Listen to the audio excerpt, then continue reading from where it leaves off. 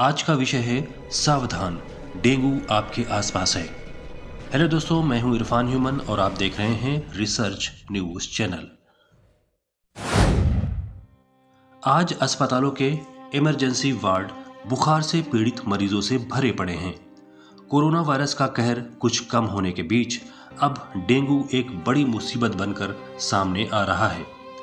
अस्पतालों में डेंगू मरीजों की भीड़ दिखाई दे रही है और भर्ती होने वाले मरीजों की संख्या बढ़ती जा रही है। डेंगू के बढ़ते मामलों को देखते हुए केंद्रीय स्वास्थ्य मंत्रालय दिल्ली और दूसरे राज्यों में डेंगू के मामलों की बारीकी से निगरानी की जा रही है। विशेषज्ञ बता रहे हैं कि पिछले सालों के मुकाबले इस साल डेंगू के मामलों में तेजी से वृद्धि देखी जा रही है। डेंगू का कहर इतना भयावह होता जा रहा है कि मरीज जब तक समझ पाता है तब तक प्लेटलेट्स में भारी गिरावट के चलते मौत की दहलीज पर पहुंच जाता है। इस रोग से अब तक कई लोग अपनी जान गंवा चुके हैं। क्या है मामला, देखते हैं पूरी रिपोर्ट।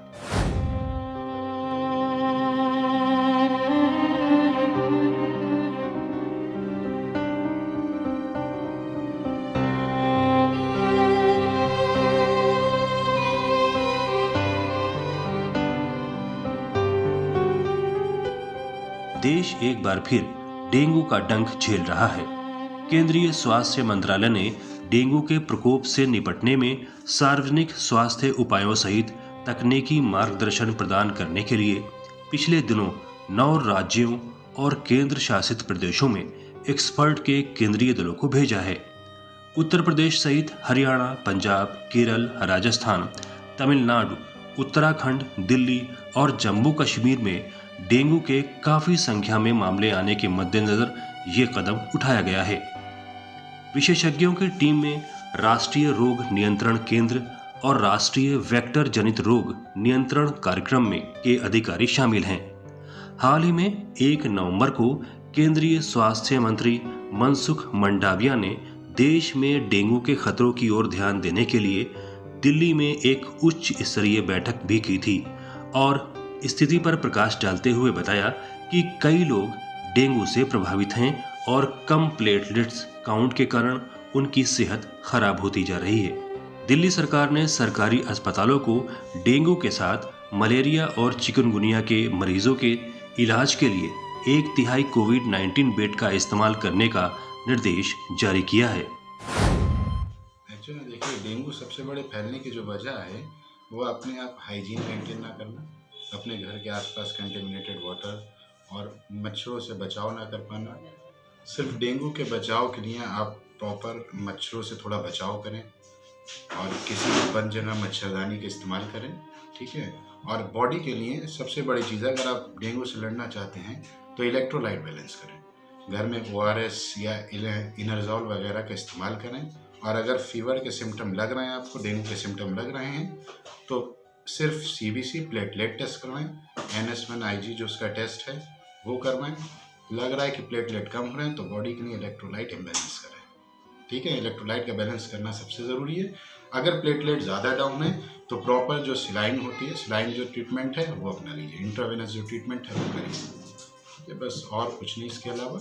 और बेड रेस्ट करिए, ज़्यादा चलना फिरना, डेंगू में सबसे ज़्यादा घातक वही चीज़ है। इसलिए ये आज के दौर की जो कोविड से हम लोग अभी निकले हैं, बच के जो निकले हैं सब लोग, तो डेंगू से बचाव का यही एक तरीका है। डेंगू बुखार, जिसे आमतौर पर हड्डी तोड़ बुखार के रूप में भी जाना जाता है, एक फ्लू जैसी बीमारी है जो डेंगू वायरस के कारण होती है। डेंगू का वायरस संक्रमित एडीज प्रजाति के मच्छरों के काटने से फैलता है। इस मच्छर की पहचान है इसके शरीर पर पड़ी धारियां, इसीलिए इसे टाइगर मच्छर भी कहा जाता है। जब ये मच्छर पहले से संक्रमित व्यक्ति को काटता है तो वायरस मच्छर के शरीर में प्रवेश कर जाता है और बीमारी तब फैलती है जब वो मच्छर किसी स्वस्थ व्यक्ति को काट लेता है। डेंगू 4 तरह के वायरस के जरिए होता है: DENV1, DENV2, DENV3 और DENV4। एक बार जब कोई व्यक्ति डेंगू बुखार से उबर जाता है तो वो विशिष्ट वायरस से प्रतिरक्षित हो जाता है, लेकिन अन्य 3 प्रकार के वायरस से नहीं। यदि कोई दूसरी, तीसरी या चौथी बार संक्रमित होते हैं तो गंभीर डेंगू बुखार, जिसे डेंगू रक्तस्रावी बुखार के रूप में जाना जाता है, के विकसित होने की संभावना बढ़ जाती है। इसलिए अगर डेंगू से बचना है तो आपको मच्छरों से बचना होगा। याद रहे, ये मच्छर घरों में और आपके आसपास जमा साफ पानी जैसे वाटर कूलर, गमलों, वाटर फ्लावर स्पॉट्स आदि में पनपता है। इसलिए आप अपने आसपास ऐसे पानी को जमा न होने दें।